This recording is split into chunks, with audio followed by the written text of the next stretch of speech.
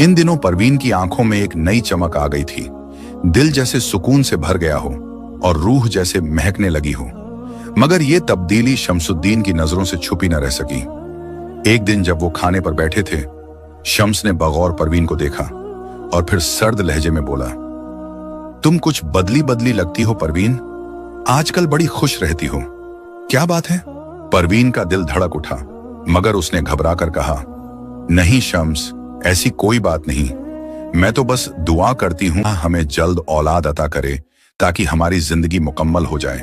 शम्सुद्दीन ने तंज भरे लहजे में जख्म दिया, औलाद?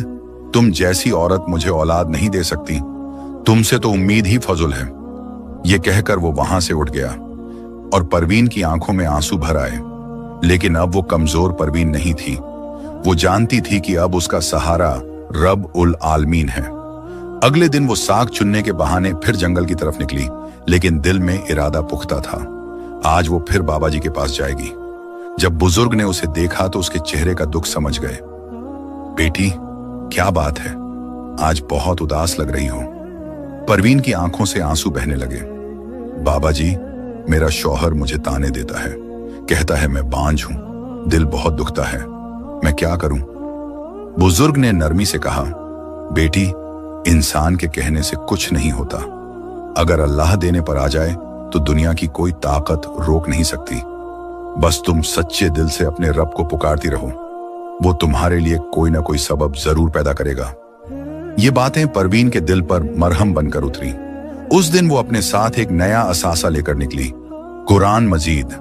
छुपकर दिल के अंदर के नूर को अपने कच्चे घर में ले आई। अब वो रातों को दरवाजा बंद करके आहिस्तगी से कुरान की आयत पढ़ा करती। उसी दिन परवीन ने बाबा जी से एक और बड़ी बात कही, बाबा जी, क्या आप कभी हमारे गांव आ सकते हैं? हमारे लोग अंधेरे में हैं, अगर आप दीन की बात करें तो शायद उनके दिल बदल जाएं। बाबा जी ने खामोशी से इस बात में सर हिलाया। शायद रोशनी अब गांव के दरवाजे तक आ पहुंची थी। अगले ही रोज वो नूरानी बुजुर्ग गांव में दाखिल हुए। कंधों पर सफेद चादर, हाथ में असा और चेहरे पर सुकून और नूर का ऐसा इम्तिजाज जिसे देखकर कई लम्हों के लिए गांव वालों की जबानें बंद हो गईं। बुजुर्ग ने गांव के बीचों बीच खड़े होकर आवाज बुलंद की, ऐ गुमराही में डूबे लोगों, ये पत्थर तुम्हारे खुदा नहीं, तुम्हारे रिज़्क़, तुम्हारी औलाद, तुम्हारी जिंदगी का मालिक एक अल्लाह है जो आसमान व जमीन का पैदा करने वाला है। इस्लाम वो दीन है जो इंसान को इंसान बनाता है। रोशनी वही है जो मोहम्मद सल्लल्लाहु अलैहि वसल्लम लेकर आए। लेकिन सच्चाई हमेशा कड़वी होती है। लोग बिफर गए। ये हम पर मंत्र फूंक रहा है, ये हमें हमारे बाप दादा के धर्म से दूर करेगा।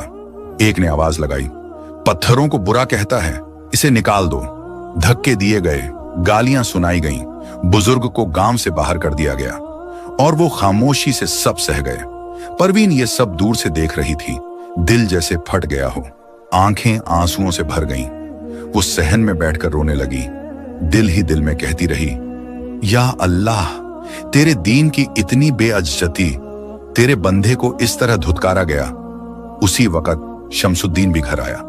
उसने परवीन की आंखों में आंसू देखे तो बोला, बहुत दुख हो रहा है ना उस बूढ़े के जाने पर? बहुत दिल लगा लिया तुमने उसके मंत्र से। परवीन खामोश रही, मगर दिल में पुकार बुलंद हुई, या अल्लाह, एक दिन मेरे शौहर को भी हिदायत दे। उसी रात जब शम्स सो रहा था, परवीन हस्बे मामूल दबे कदमों उठी, कुरान मजीद निकाला और आहिस्ता आहिस्ता तिलावत करने लगी। लेकिन अचानक उसकी पड़ोसन जो बगैर इतला के अंदर आ गई, वो चौंक गई। परवीन, तुम्हारे हाथ में अभी क्या था? आवाज आ रही थी, तुम क्या पढ़ रही थी? परवीन घबरा गई। कुरान जल्दी से चादर में छुपा लिया। होंठ कांपते हुए बोले, कुछ नहीं, बस एक पुराना गाना गुनगुना रही थी। पड़ोसन ने शक भरी नजरों से देखा, मगर कुछ कहे बगैर चली गई। कुछ ही दिनों बाद परवीन ने खुद में अजीब तब्दीली महसूस की। वो मां बनने वाली थी। ये खबर शमसुद्दीन के लिए बिजली बनकर गिरी, लेकिन खुशी की वो झूम उठा। परवीन को सीने से लगाया, मेरे घर में चराग जलने वाला है। परवीन की आंखों में तशकुर के आंसू थे। या अल्लाह, तेरा शुक्र है, तूने मेरी दुआएं सुन ली। अब उसके दिल में एक और ख्वाहिश जाग उठी कि उसकी औलाद इस्लाम पर चले और शमसुद्दीन भी हिदायत पाए। और फिर वो दिन आ गया। 9वां महीना चल रहा था।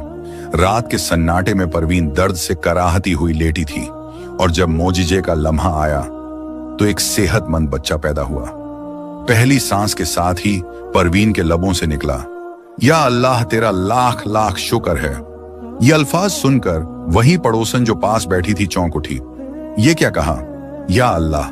उसके जहन में वो सारी बातें घूम गईं। बुजुर्ग की दावत, परवीन की बदलती हालत और वो आवाज जो वो रात को सुना करती थी, अब वो शक से यकीन की तरफ बढ़ रही थी। रात की तारीकी गहरी हो चुकी थी। परवीन अपने नवमौलूद बच्चे के साथ थकन और खुशी से लबरेज खामोशी से सो रही थी, लेकिन शमसुद्दीन जाग रहा था। नहीं, वो जल रहा था। उसके दिल में वो जहर था जो गांव वालों ने घोल दिया था। ये औरत मुसलमान हो गई है, ये बच्चा इसका नहीं, वो बूढ़ा जरूर कुछ न कुछ है। शक, गैरत और झालत तीनों मिलकर शम्स को अंधेरे में ढकेल चुके थे। उसने आहिस्तगी से परवीन के बाजू से बच्चा उठाया। आसमान पर चांद ढल रहा था और वो तेज कदमों के साथ जंगल की तरफ चल पड़ा। आंखों में दीवानगी थी, हाथों में लर्जिश और दिल में अजब। परवीन जैसे ही जागी, सीने पर हाथ मारा। बच्चा गायब था। शम्स, शम्स, मेरा बच्चा कहां ले गए? वो दरवाजे से बाहर निकली, दीवानावार चीखती रही, लेकिन जवाब नहीं मिला। कुछ देर बाद शम्स वापस आया, आंखों में गुस्सा और हाथों में परवीन की तकदीर। परवीन रोती हुई लपकी, कहां है मेरा बच्चा? तुमने क्या किया? शम्स ने गुस्से से थप्पड़ मारा। तू एक धोखेबाज है, तूने मुझे धोखा दिया। तू मुसलमान हो चुकी है, तूने वो कलीमा पढ़ा, तू उस बूढ़े से मिलती रही। ये बच्चा मेरा नहीं। परवीन जमीन पर गिर गई। आंखों से खून की तरह आंसू बह रहे थे, लेकिन वो टूटी नहीं। वो बोली, हां, मैंने इस्लाम कबूल किया क्योंकि वो सच्चा दीन है। तुम सब गुमराह हो और तुम पर अल्लाह की तरफ से अजाब आएगा अगर तुम बाज ना आए। ये सुनते ही शम्स का गुस्सा आसमान पर पहुंच गया।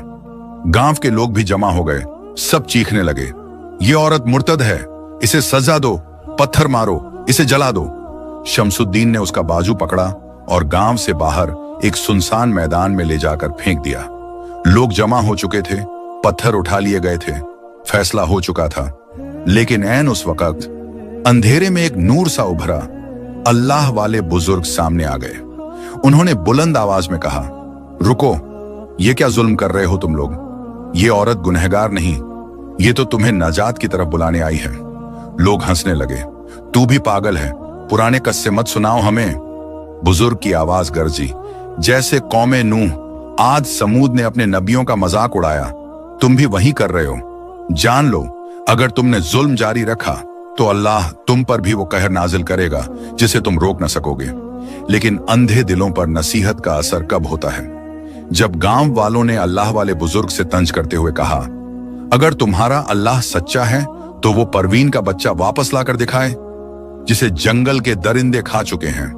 परवीन जमीन पर गिर पड़ी, आंखों में आंसू, दिल में दर्द और आसमान की तरफ देखकर पुकारने लगी, या अल्लाह, मैंने अपना सब कुछ छोड़ा सिर्फ तेरा दीन अपनाने के लिए।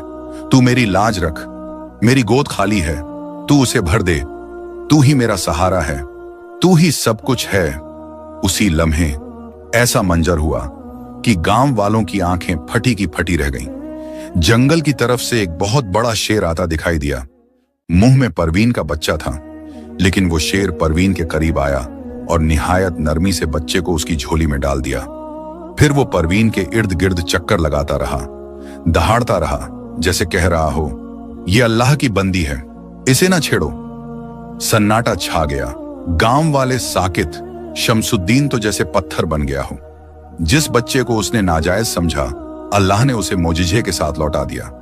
अल्लाह वाले बुजुर्ग ने कहा, क्या अब भी तुम्हें यकीन नहीं आया? ये अल्लाह का दीन है, ये कुरान का मोजिजा है, ये इस्लाम है, बरहक दीन, जो तुम्हें रोशनी, अमन और हिदायत की तरफ बुलाता है।